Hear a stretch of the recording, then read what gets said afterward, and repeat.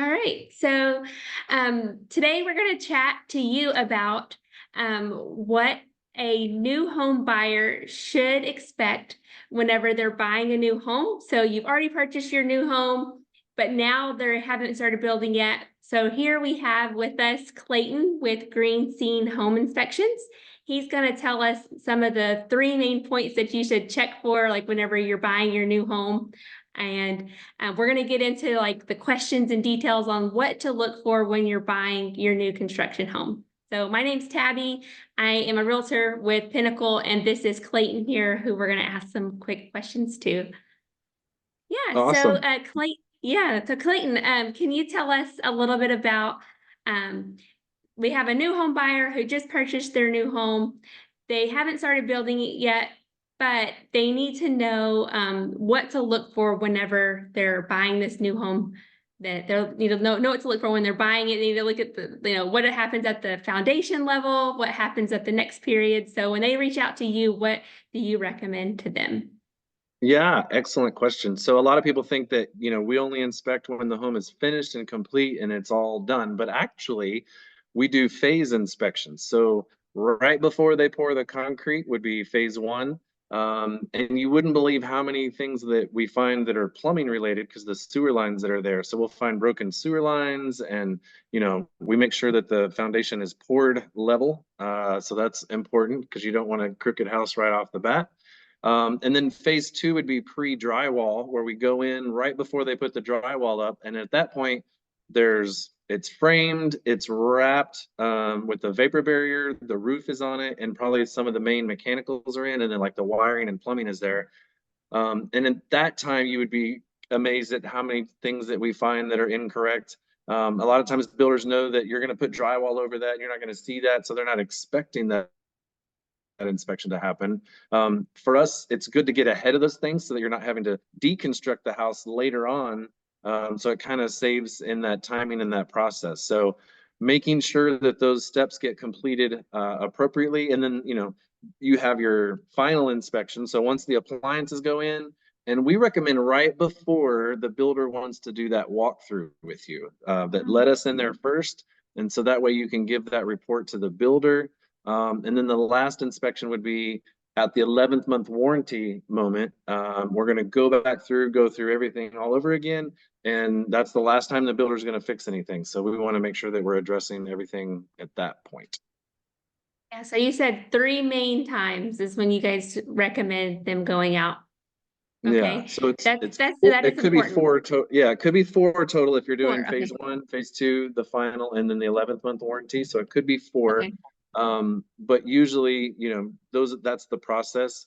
And so it's good to keep all of that for your records and kind of know what happened here and what was going on there. Usually what we find, builders don't intend to be bad builders. They all sort of, Right. they try to do a good job. What I have found in my experience, we've been at it for 17 years.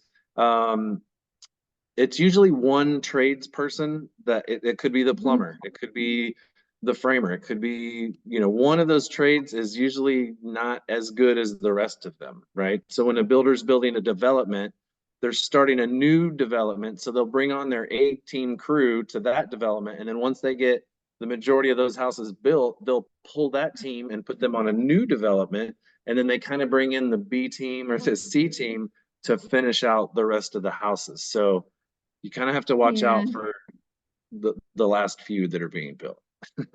gotcha. So I know you mentioned some of the common issues that you've found, like especially in the very beginning with like the breaking of the lines, the plumbing lines and things like that. Are there any other common issues that that happen during the building phase that new home buyers should be aware of? Absolutely. I think the number one thing that we run up against is waterproofing the house. So the brick or the stone around the house is not the waterproofing part. There's actually a vapor barrier that goes over the studs.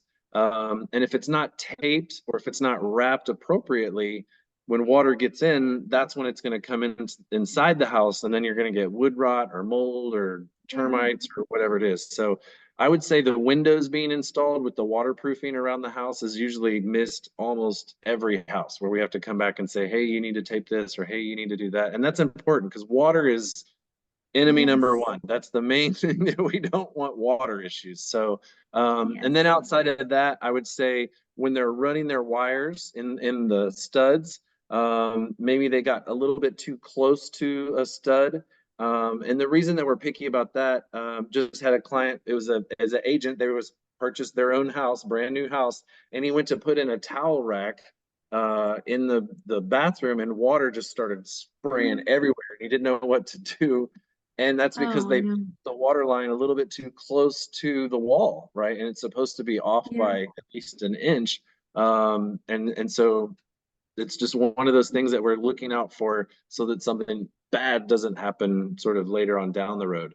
The other thing Mhm. that we find is a lot of structural issues where they've got, joist hangers, or they're not providing adequate nails in the joist hanger. So they'll put like 2 nails when there should be 6.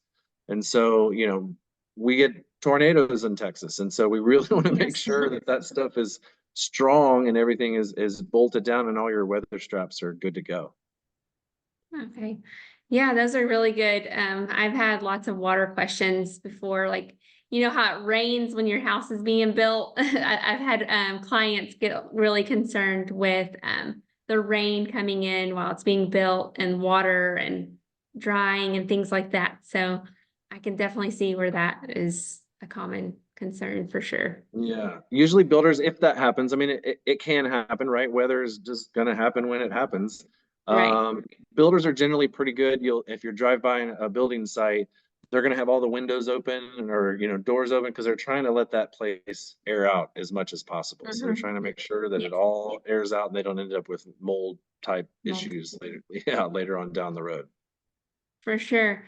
Yeah. So, whenever you're inspecting a new construction home, what are some of the like building codes and standards, like to ensure like the new construction meets those codes and like standards, I guess you could say? What are some of the things that, I guess, as an inspector, like what are you ensuring that they meet so that Right. it meets those Right. codes? Yeah, so as state license inspectors, we're kind of held by today's most current building code. So Yes. you have the IRC, which is the International Residential Code. Hmm. You have the NEC, which is the National Electric Code. You have the UPC, which is the Universal Plumbing Code. So you have electric, plumbing, framing. There's kind of a series of different codes. We're going to call out the stuff that's the most current building code. And what we run into sometimes is that you'll have a city that's out here and they say, oh, well, we haven't adopted that newest code yet. We're still on this version of the code, right? We're still going to Um, call it out and tell you, hey, this isn't okay. But that city that they're getting your certificate of occupancy from, the city inspectors, that's the code that they're looking for, right? And one of the most misunderstood things I think that happens is everyone says, oh, I don't need an inspection, the city's inspecting it. mhm. The city does not go through and look at everything as they don't test all the outlets. They're not, putting the house Yeah. through the work. They're just kind of looking to see if they can visually see those things that are happening during the inspection. So it's very important that you have that home inspection done. I can't tell you how many like sewer lines that we find that are clogged up because they put construction debris down the sewer line Yes. as it was being built. And so we turn on a shower and all of a sudden it's not even draining, right? Well, the city inspector's not necessarily going to do that. Mhm. That's Yeah. where it's important to have us come along and do it. So at what I Yes. have found in the Metroplex, the farther you get out, like Frisco, Prosper, um, they tend to carry like today's current code. Mhm. Once you get outside into like more rural areas, if you're going out in Forney or you're going out in some of those areas, they're probably like one code version back. And Okay. so that's kind of where it lines up. So we have to go by today's current code. Yes. Gotcha. That makes sense. That's good to know as well. Um, I have a horror story with that, but I'm not going to get into that. We built a new home a couple years ago, and um, like you mentioned, some debris got down in our plumbing lines, and all of a sudden my son's taking a bath and upstairs, and then we hear gurgling in our toilet downstairs, and then it just comes out everywhere. It was such a Uh, nightmare. And uh, we had to get all new hardwood floors. Our drywall on our walls had to go up like 12 inches. It was like a super nightmare. But luckily with new builders, you have a warranty. They get to come in and they can fix all of that. So that is the good thing with like a new construction home and it having warranties. But if you would have an inspector come out, like we have Clayton here, and look at those lines and kind of like check them, because like, we had an inspector, but they didn't see it right then, and it yeah. just got clogged up. So Yep. And not fun. some builders don't allow, they'll say we don't allow inspections, right? Or they make Yeah. it really difficult for us to do the Mm-hmm. inspection, and they put all these rules upon us and make us sign all these agreements. And basically I just call my insurance guy and say, hey, we need a policy for this address at this time for this dollar amount, and send it to the builder, right? They do that just to make it harder on us, to thinking that, well, I don't want to mess with all that. I don't want to have to do that. Mm-hmm. But for me, I don't mind going through my due diligence and making sure that all of that happens to protect the consumer at the end of the day, For for sure. sure. Yeah. Yeah.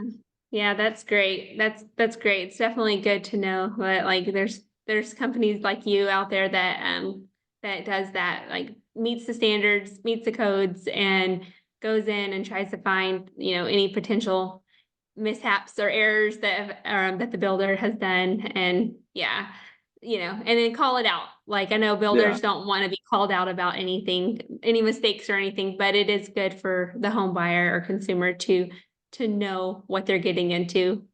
I think that, like, I like to use David Weekley, for example. I think they're a premier builder. They're transparent about everything. They do things the hard way. They do it the right way. They call it the Weekly way. But they're Mhm. open to third party inspections, and they want Yes, it to happen. They're like, if you invite it. see something, absolutely, we want to fix it. It's the ones that don't want inspections that are trying to like hurry up and get you to that Yeah. closing so they can get the money, that you're like, I'm not Yeah. sure, what should we do? What should we not do? And a lot of builders have different rules. Like they won't let us on the roof because their insurance doesn't, if we fall off the roof, for obvious reasons, they Yeah. don't want us on the roof. So there's going to be some of that Right. happens. We get that. But nobody really, like, we kind of have a proprietary way of putting the house through a stress test. So Hmm. we're turning on all the hot water in every bathroom, turning on the cold water, flushing all the toilets. So we Hmm. flush a toilet 3 times in every bathroom. We're turning the heat all the way up to 90. We turn the AC all the way down to 50. We're running the dishwasher. We're Hmm. turning on everything all at once. And so we're really putting the house through that big stress Yep. test. And sometimes we're the first one to turn some of these things on. You would be amazed at, Yes. you got to turn on an outside faucet, and it's like, well, there's no water coming out. What happened here? Or you go to test Yeah. a dryer outlet and it's like, oh, well, they forgot to hook up that outlet. And so it's amazing how many times we find Yeah. things like Yeah. Yeah. That's good. Yeah. I've seen it all. I've seen that for sure. So whenever a new home buyer is like getting their house built and they're walking through, because you know how new home buyers are, they like to walk through the property like every day if they could as it's being built.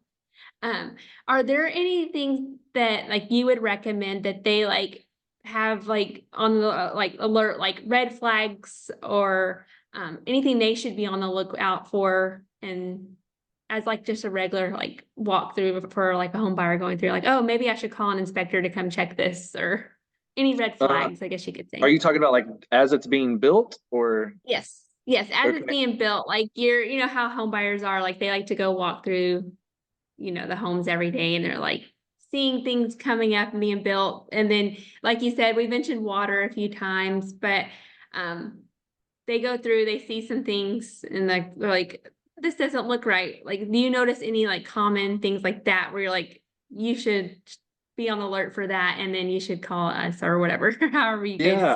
recommend. So when we hook up with clients for the phase construction, Mhm. we have our text hotline. And so the clients will they'll take pictures and text us like, what do you think about this and what do you think about that? And no offense to the everyday average consumer, but sometimes they just don't know Right. what they're looking at, and so they panic For sure. about things that where there's really nothing wrong with it.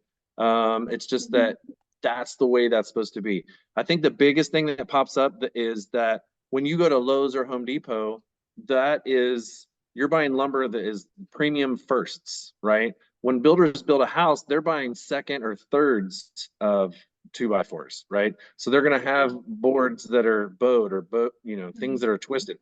It's still going to hold structural support, but it doesn't look pretty, right? Or it's like there was a knot on this, so there's a little piece of that that's missing because that's where the tree was kind of rounded out. So there's a lot of people that really freak out about that stuff. And to me, Mhm. um, for example, like finger jointed 2x4s that they come together because they use shorter pieces and they did it. Well, that spot where they're finger joining them, that's actually stronger than if it was just regular wood, right? Wood like you would get at Lowe's and Home Depot. So some people are like, this builder's cheap, they're doing this thing. It's like, well, they don't want to spend premium money. They're trying to keep the cost of the building materials down. So I completely understand it. It's the trash that gets left around the house when you see the workers like they had Yeah. lunch and they just left their food there. And I've seen just terrible things happen where they shoved all the trash and then they drywalled it in and then they ended up with like a mouse infestation because they had all this trash that was just hidden under a stairwell and they closed it all Oh in, no. and they had to come in and open up the walls and discover that there was all this kind of trash that was there. Um, that and I hate to be gross, and I'm not trying to be the shock jock or anything, but I can't tell you how many times we've seen like the worker. There's not necessarily a porta potty that's Oh. in front of the house, and so they leave little presents like up in the attic or somewhere else in the house, and they're like, that's a pile of you know what, and why did they do that in my house? It's like, well, they didn't have a porta potty to go to, right? And so it's like, that's disgusting. I'm like, I know it is, it's horrible, but it happens way more often than you think that it. Wow. Yeah, like Wow, that's what, interesting. Wow. I know, goodness, that's so gross, but great. I can assume that it does happen. Like, oh my goodness, I can't believe it. I wouldn't want to walk into that. Yeah, it's like, like I've seen it happen before. But yeah, that's Okay. crazy stuff.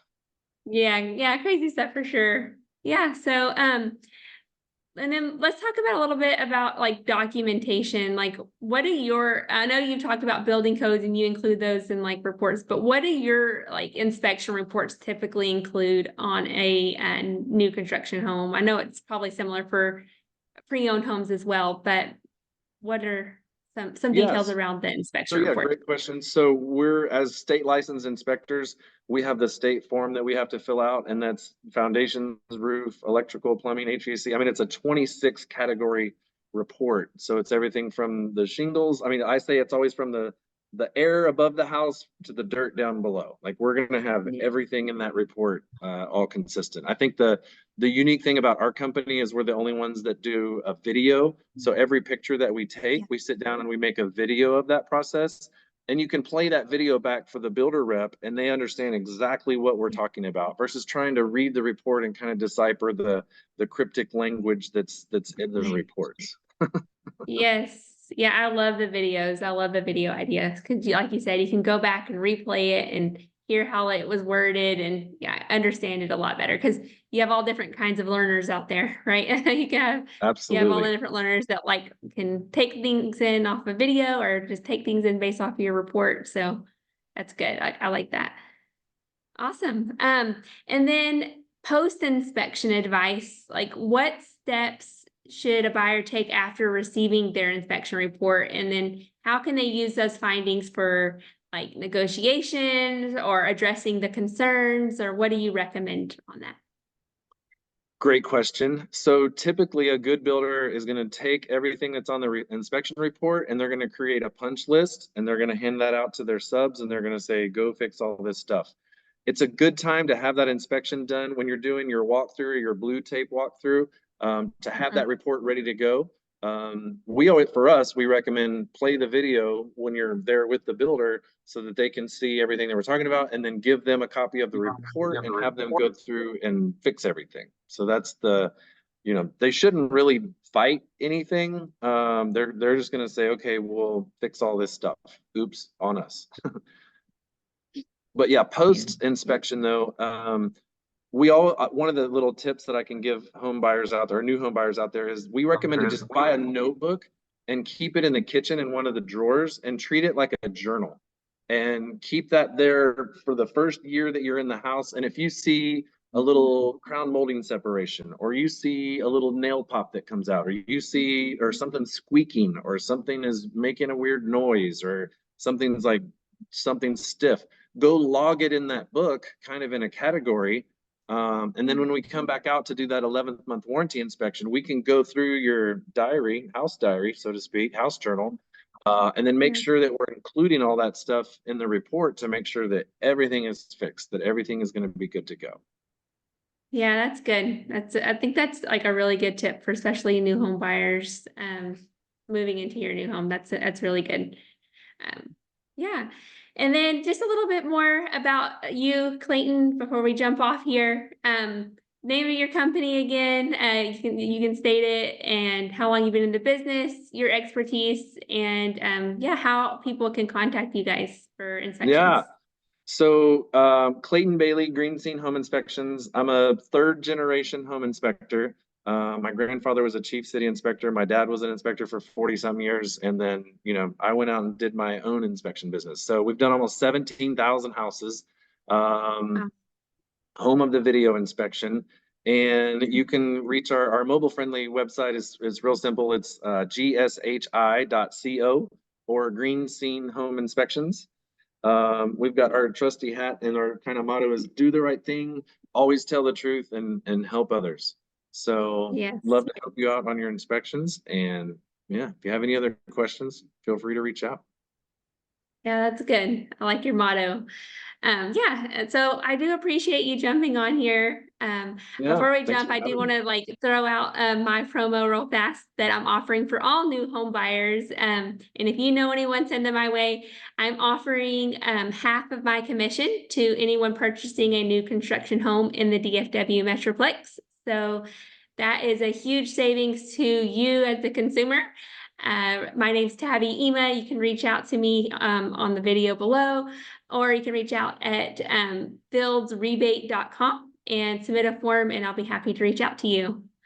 Yeah, well, thank you so much, Clayton. It was such a pleasure, and I Yeah, look forward to doing more business with you again in the near future. I know a lot of my clients come to you already, so it's been yeah, great. yeah. Thanks for having me. I love educating consumers, so we're here for you. Awesome.